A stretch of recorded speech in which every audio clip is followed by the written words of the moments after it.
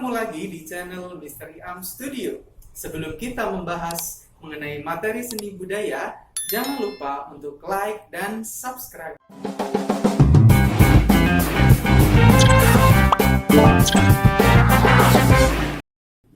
Di belakang saya adalah salah satu hutan kayu yang ada di Indonesia.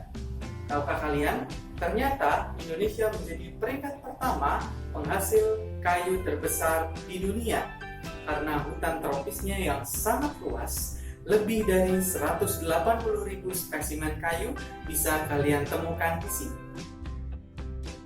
Melimpahnya jenis kayu di Indonesia dapat dimanfaatkan sebagai bahan konstruksi, rumah tangga, maupun furniture dan kerajinan tangan. Khusus untuk furniture dan kerajinan tangan, setelah diproses menjadi barang, furniture dan kerajinan tangan juga harus dihias agar mencapai nilai ekonomis yang maksimal. Kali ini kita akan membahas atau mencari informasi lebih lanjut mengenai ragam hias dari bahan kayu. Untuk lebih memahami proses belajar kita, ini adalah tujuan pembelajaran yang akan kita capai. Nah teman-teman, ternyata ragam hias juga dapat kita terapkan pada media kayu. Dan di Indonesia, ada beberapa kota yang terkenal dengan seni kayunya yang sangat indah. Apakah kalian bisa menyebutkan salah satunya? Betul sekali, Jepara menjadi salah satu kota di Indonesia yang terkenal karena seni kayunya yang sangat indah. Banyak sekali produksi dari Jepara yang sudah diekspor ke luar negeri. Selain Jepara, ada pula kota Yogyakarta, Bandung, Gianyar, dan juga Papua yang tentunya tidak kalah indah dalam memproduksi seni kayu. Itu tadi adalah beberapa tempat yang ada di Indonesia yang memiliki sejarah bagus dalam hal seni kayu. Nah sekarang mari kita pelajari bentuk-bentuk atau motif apa saja yang dapat kita terapkan pada bidang kayu. Yang pertama adalah motif flora. Motif flora adalah motif yang dapat digambarkan di kayu berupa bentuk tumbuhan, baik dari pohon, daun, maupun bunganya. Nah, ini adalah beberapa contoh dari motif flora. Berikutnya adalah motif fauna. Jadi, motif fauna adalah motif yang dapat digambarkan dengan bentuk berupa hewan.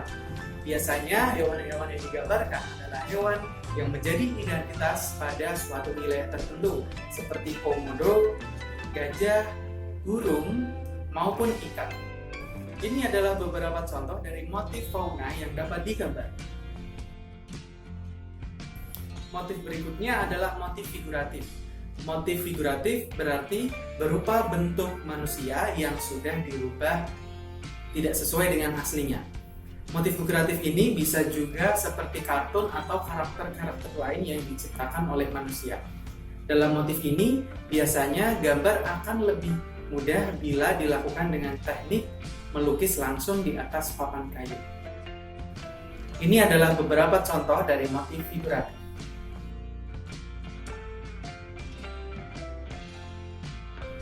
Motif berikutnya adalah motif geometris. Motif geometris dapat dengan mudah ditemukan di berbagai wilayah yang ada di Indonesia.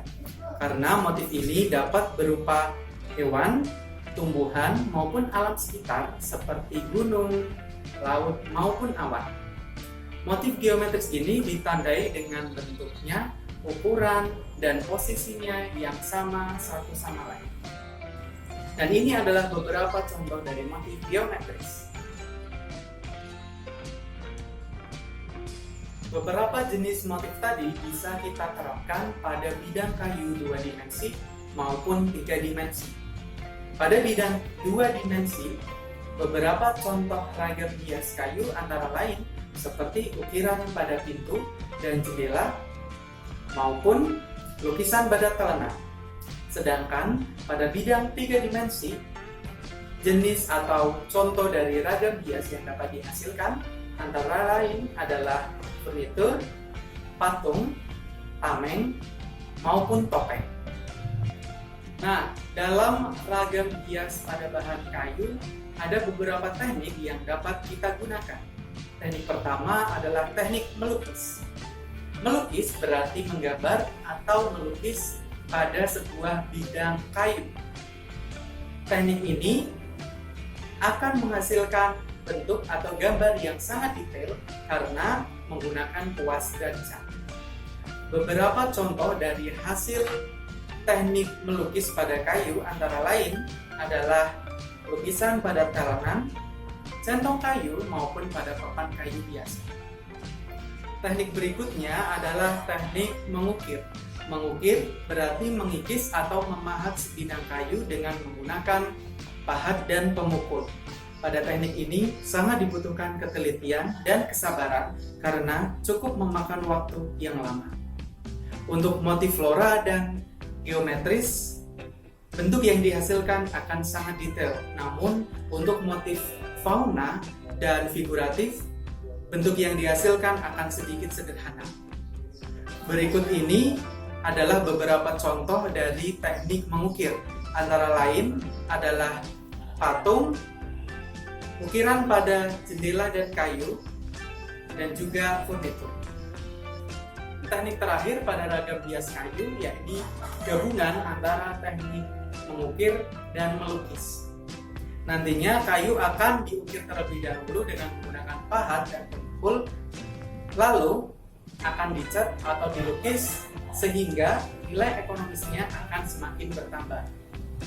Beberapa contoh dari teknik ini antara lain adalah tameng dan topeng.